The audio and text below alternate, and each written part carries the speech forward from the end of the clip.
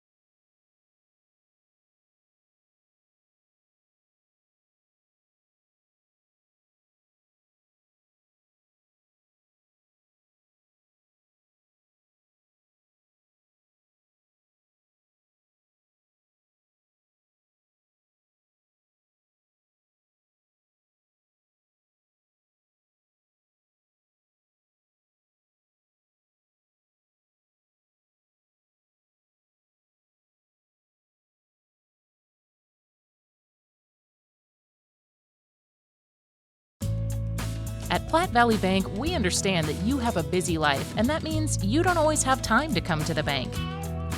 That's why we offer user-friendly online and mobile banking with features such as iPay, recurring transfers, and mobile deposit. So you can bank how you want, when you want to. Whether you prefer to bank in person, over the phone, or online, Platte Valley Bank makes it easy to take care of your finances. Hey, I've been hanging out here a long time outside of Panhandle Auto Group, and boy, do they have a great selection of vehicles. And their sales team is great to work with, and you can also get your vehicle serviced and detailed too. Welcome to Panhandle Auto. This is Sam Serta, General Sales Manager. It has been our pleasure to serve you for the past 2 years. At Panhandle Auto, we have a seat for everybody. Whether you need a vehicle for yourself, a son or daughter, our team will go above and beyond to satisfy your needs and even your dreams. So again, thank you from Sam Serta, General Sales Manager at Panhandle Auto, for allowing us to earn your business. At Panhandle Auto, it's time for something different.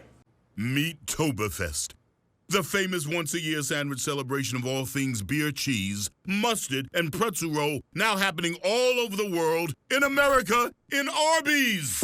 Arby's, we have the meats. This is KNEB.TV weather from the Arby's Weather Center. Arby's, we have the meats. It's here. The storm system is arriving, and we're going to have rain showers, I think, through the evening hours, turning over to snow, rain and snow mixed by 10. It'll be all snow overnight into tomorrow morning. Windy at times, breezy conditions. It's just going to be a raw, chilly night. Temps drop into the 20s, and they're going to stay there for tomorrow. So the cold front is arriving. Snow will develop later tonight from northwest to southeast. Some heavy accumulations with improving weather coming this weekend. Yesterday, 84. Whew, remember that one. It was a beautiful day out there yesterday. Nothing in the rain gauge. We're going to add to that tonight as we go forward. Well, here we go. We still have the winter storm warnings that were in effect here for northern portions of our area. We have winter weather advisories now for the southern portions of the Panhandle, all except Cheyenne and Dual counties. They're kind of in a hole. Freeze warnings are out to the east, and that's simply because they haven't had a freeze yet. Winter storm warnings have been expanded into Cherry County. They've been trimmed a little bit. These winter weather advisories and winter storm warnings for our area end Friday at 6 a.m. now, and I think the impacts are probably going to be less severe than that as we get later on into the day tomorrow and into early Friday morning. Well, you can see where the cold front is. Look at this. 29 in Riverton, 32 in Casper right now. It's 76 in Hayes, as close as Denver, 77 degrees. The cold front's making its way through. It's 70 in Sydney, 37 in Lusk, 43 in Chadron. That's not a very long drive for a 30-degree difference in temperatures.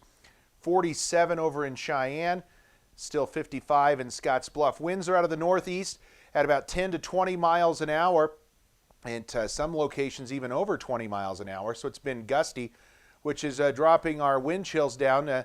Wind chills across the region are in the 60s. And 70s here in the southern portions of the area. We're more concerned about wind chills off to the north.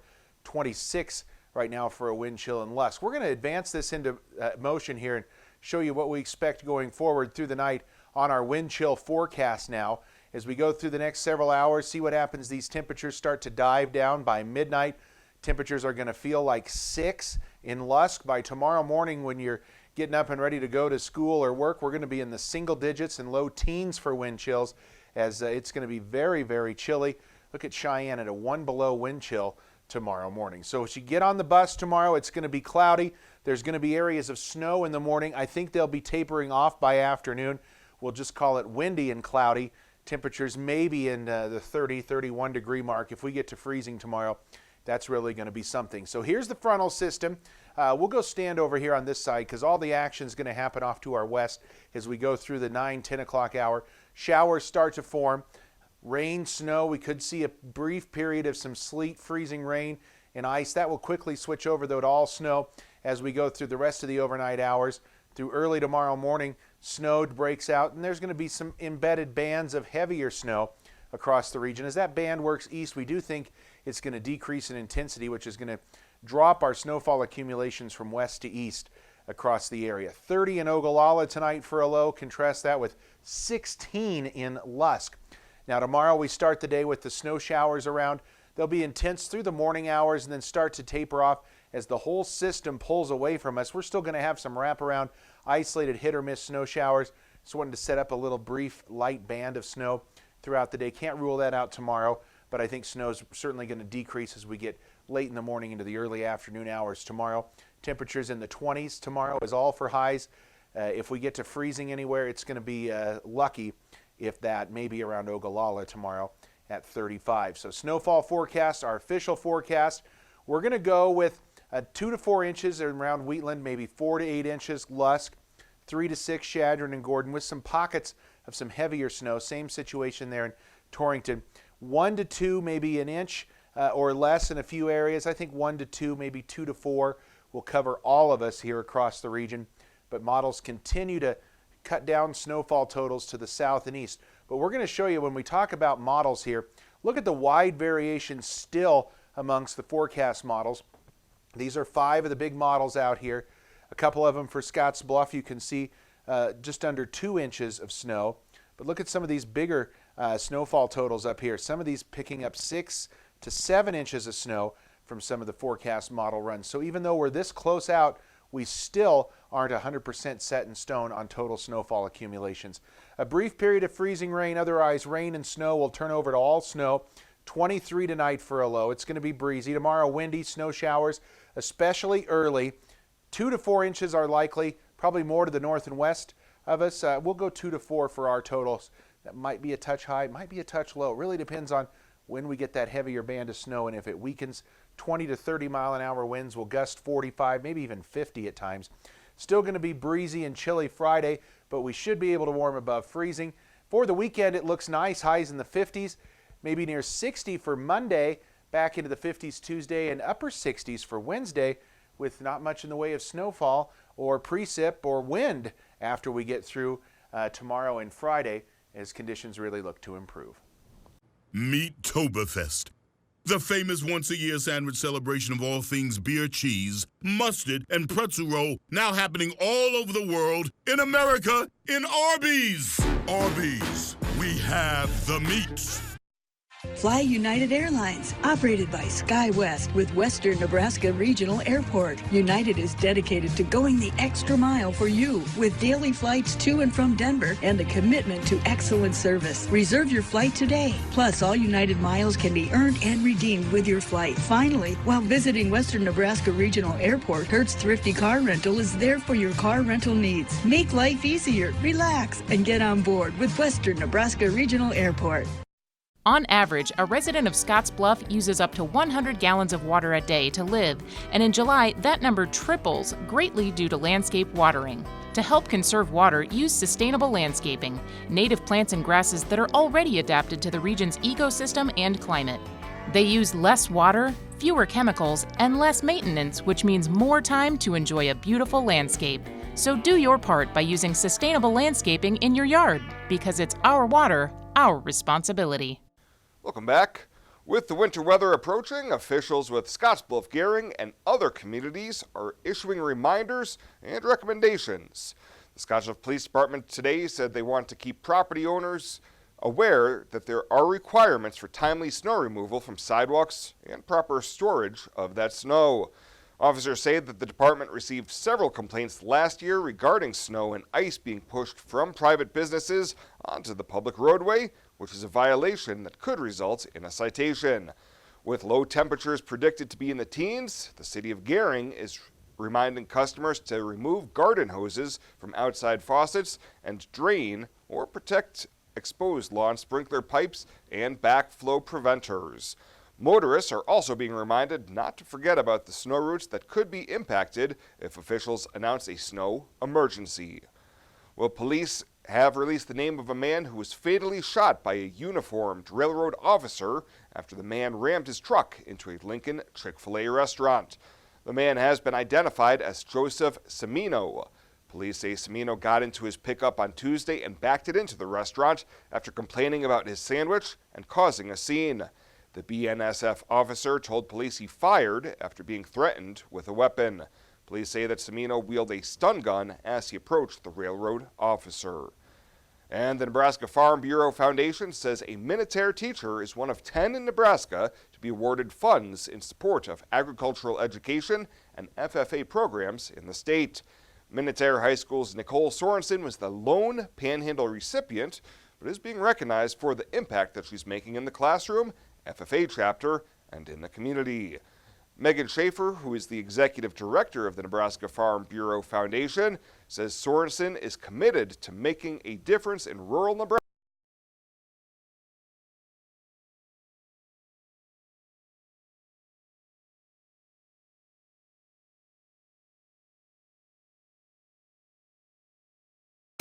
Next Gen Outfitters, where the adventure begins and the tradition continues. When it comes to an online retailer, this is the new standard in authentic hunt, camp, and shoot. Born from over a century of outdoor experience, your online retailer, Next Gen Outfitters. Why do we work all hours of the night? Head towards challenges instead of turning away, and work together to solve the toughest problems so you can enjoy the little things and all the big moments life has to offer. Tri-State and our family of electric cooperatives. Brighter, stronger, better together.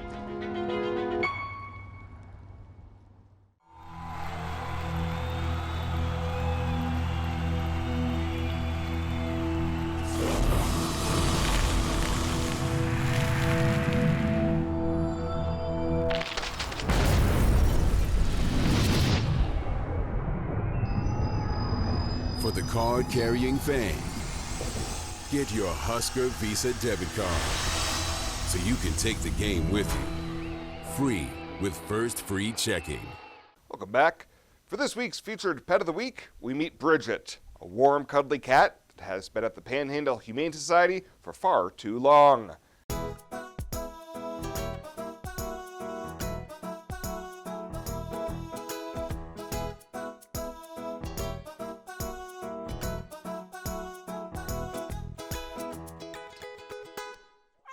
This is Bridget. She's 1 year old. She's our featured pet of the week because she's been here for a little over 2 months now, and she's just a really good kitty, good with other cats, very sweet, and she's just ready to find her forever home and leave the shelter. Her adoption price is $50. That includes, she's already spayed, she's got her rabies vaccinations, all her other current vaccinations. She also gets a free wellness check and a sample bag of food. She'd be great in a home with kids or other cats, other animals. She's a very sociable kitty. So Bridget is just a fantastic cat. She's been here too long. Everyone keeps passing her up, and we're not really sure why, because she's just one of the sweetest cats we have in this room. And whoever adopts Bridget will also receive a $25 Murdoch's gift card so they can start spoiling her as well. To meet Bridget or any of the cats and dogs they have available for adoption, you can head on over to the Panhandle Humane Society Monday through Saturday during normal business hours. Well, straight ahead, we'll take a peek at what's happening around the region on your community calendar. We'll have that right after the break. Sometimes events in life are planned. Others, a happy surprise. No matter what life change you're navigating, whether you're getting married or just want a bigger yard for your pup, find a home that fits. First National Bank North Platte. Start your mortgage pre-approval today. Retirement. A new season in life where you can change how you live it. And something easier, convenient, that feels just right. When it's time, find a home that fits. First National Bank North Platte. Start your mortgage pre-approval today. My kids eat vegetables never, but they eat runs of sandwiches, which have cabbage, which is a vegetable, which makes me the mom of the year.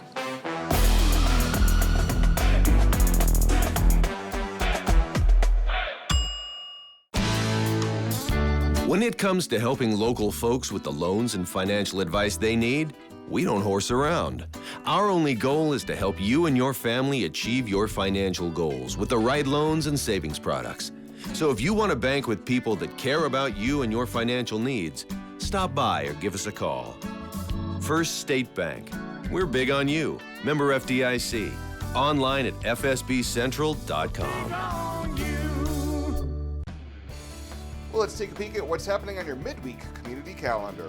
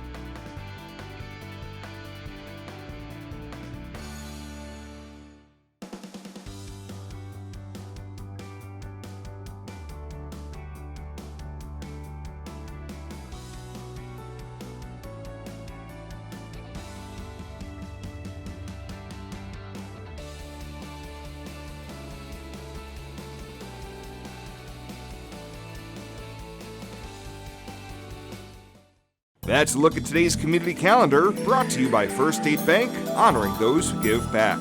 Nominate your community champion at fsbcentral.com. This chair is way too big. It's perfect for us. This one's tiny. That's 'cause it's mine. Hey, this chair is just right. This bed is way too hard. It's perfect for me. This bed is way too soft. Just what I needed. This bed is just right. So come on over to Leeds Heads. Local lending. We're here for you from start to finish. Keeping money in our economy, supporting local jobs, giving back to our community, investing in entrepreneurship, making our quiet towns a destination. At Platte Valley Bank, we support local because we are local. And finally tonight, this week is National Fire Prevention Week, and the Scottsbluff Fire Department is inviting the community to participate. Fire Prevention Officer Anthony Murphy recommends that people create and practice an escape plan in case of an emergency. He says the National Fire Protection Association warns you may have as little as 2 minutes to escape a house fire from the time a smoke alarm sounds. He also says smoke alarms should be placed in every bedroom and should be tested every month. You see statistics out there of, smoke alarms being able to increase your chances of surviving a fire by 50% or 80%.